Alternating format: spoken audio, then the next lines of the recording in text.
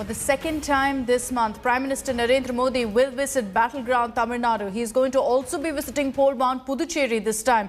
So his schedule will start off with a visit to Puducherry, where a program is scheduled at 11:30 this morning. The Prime Minister will lay the foundation stone for the four-laning of a part of National Highway 45A, which connects Union Territory of Puducherry to Tamil Nadu. He will also lay the foundation stone for a medical college building in Karaikal.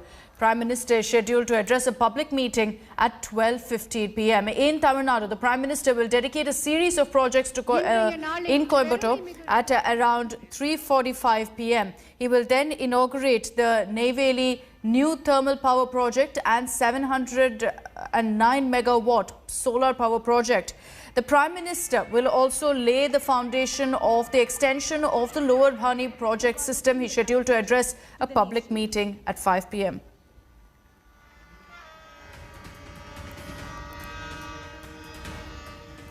Now, a huge political storm is also raging over Rahul Gandhi's comments made in Kerala when he suggested that voters in South were not as superficial as those in the North. This one statement has the BJP fuming, accusing the Congress MP of dividing India and mocking his voters in Amethi.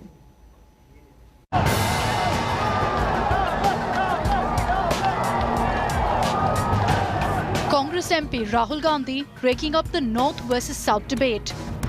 Rahul, who'd lost family fief of Amethi in 2019 and won from Kerala's Wayanad, claimed that people of South are not superficial when it comes to politics.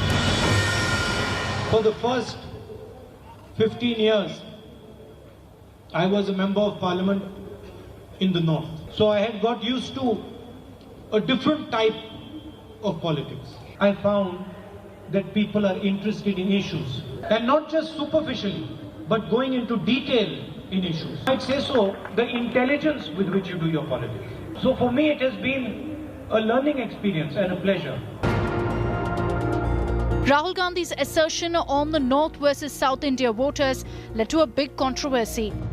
The BJP called it divide and rule raga, adding that Ehsan Faramosh or ungrateful Rahul is putting North versus South for votes. आप north east जाते हैं तो कहते हैं मैं ताजी हवा में आ गया। आप दक्षिण भारत जाते हैं तो आप कहते हैं कि केरला का माहौल उत्तर से अलग है। आपकी राष्ट्रीय पार्टी है ना, तो क्या इस तरह से आप देश के माहौल में विभेद करेंगे?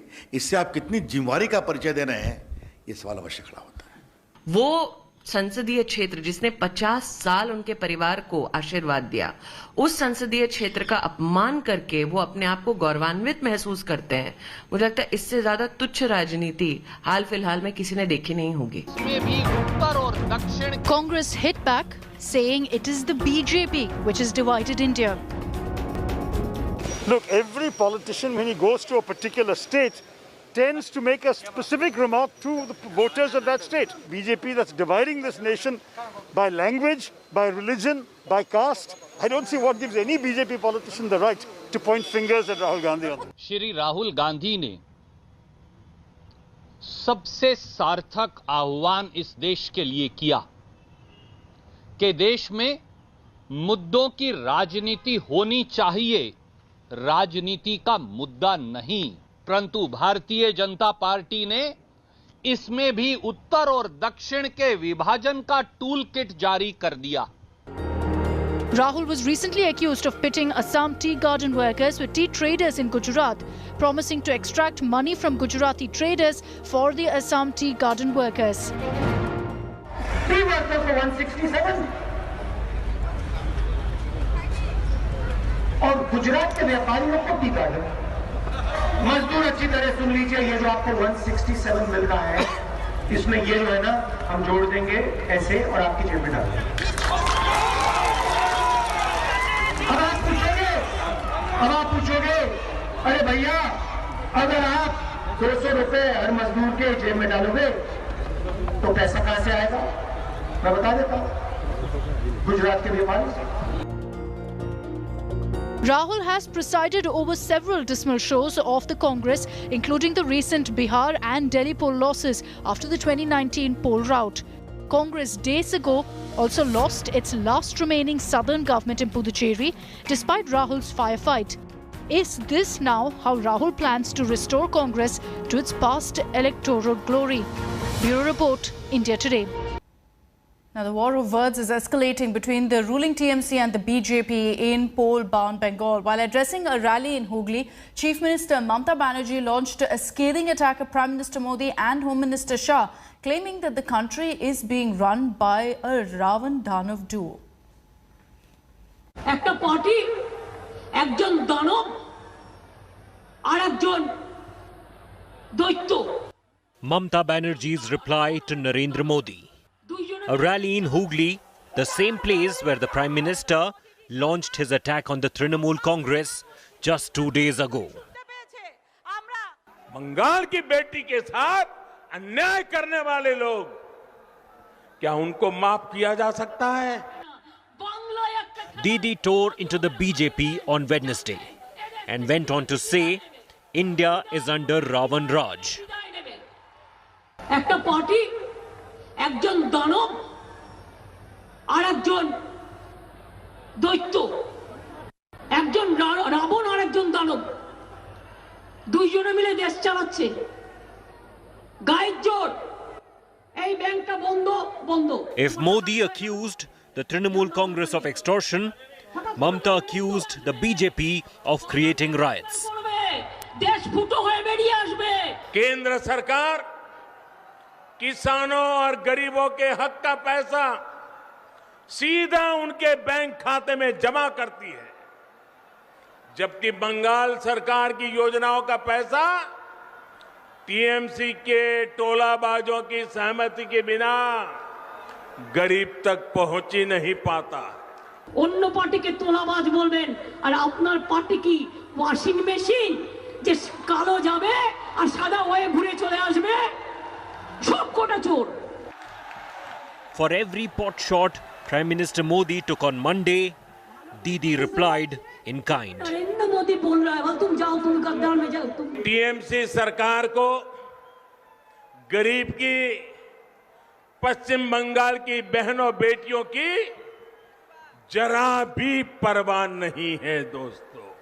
बंगाल की बेटी के साथ अन्याय करने वाले लोग, क्या उनको माफ किया जा सकता है? আজকে যে বিজেপি দলে মেয়েরা সুরক্ষিত নয়, ওই দলে মেয়েদের পাঠাবেন না।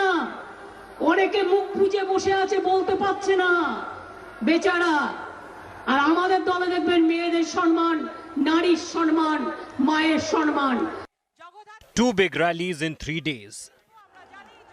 Mamata Banerjee's rally has made it clear every vote will count and will be quoted in this fight for Bengal.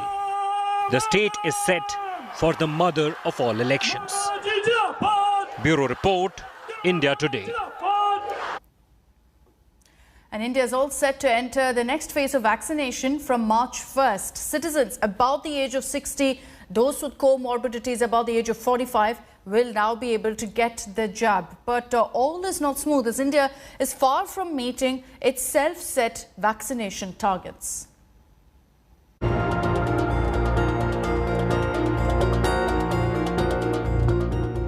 With 1,23 lakh vaccinations in over just 5 weeks, India is all set to move on to the next phase of vaccination. After healthcare workers and frontline workers in the first phase, the central government has laid out its plan for the next stage. जिनको comorbidity है, कोई ना कोई दूसरी बीमारी है, ऐसे 45 से ज़्यादा उम्र वाले लोगों को भी 1 मार्च से टीकाकरण किया जाएगा। In this phase, vaccination will be carried out at 10,000 government centres and 20,000 private centres. Jabs at government centres will be administered for free. Anybody getting vaccine on or taking vaccine on government center will get it for free because government will bear that expenditure, and somebody who wants to take that in private sector will have to pay, or how much to pay, that will be declared within 3-4 days. But it has not been a smooth rollout up until now. The centre's vaccination target of 1 crore healthcare workers 2 crore frontline workers and 27 crore people above the age of 50 by July 2021 seems to be a long shot at the current rate. We need to take advantage of the fact that transmission is low right now. It's not necessarily going to stay low, and we need to vaccinate and immunize and protect the most vulnerable very, very quickly. Concerns about the Covan app remain because it continues to have technical glitches. It is supposed to be done on a demand based. So what will happen is that those people who satisfy the criteria and who want to be vaccinated, they will be able to register on the application and they will be able to seek appointment from the application itself. There will be multiple channels of registering on this platform. Arogya Setu will be one, Common Service Center will be another, call centers will be another. So multiple channels you can come. Clarity is also needed on how the government will execute its vaccination plan. The government has made the announcement, but some questions remain. Both of these vaccines have still not wrapped up their phase 3 trials, and they do not have market use authorization. How can the MRP of a product then be decided when the product doesn't even have market use authorization? Will the government bear a portion of the cost of the vaccine when it is given to private hospitals? What about Covaxin? That vaccine doesn't have efficacy data as well and is still in the clinical trial mode. How can then Covaxin be sold? With inputs from Milind Sharma, Sneha Mordani, in Delhi for India Today.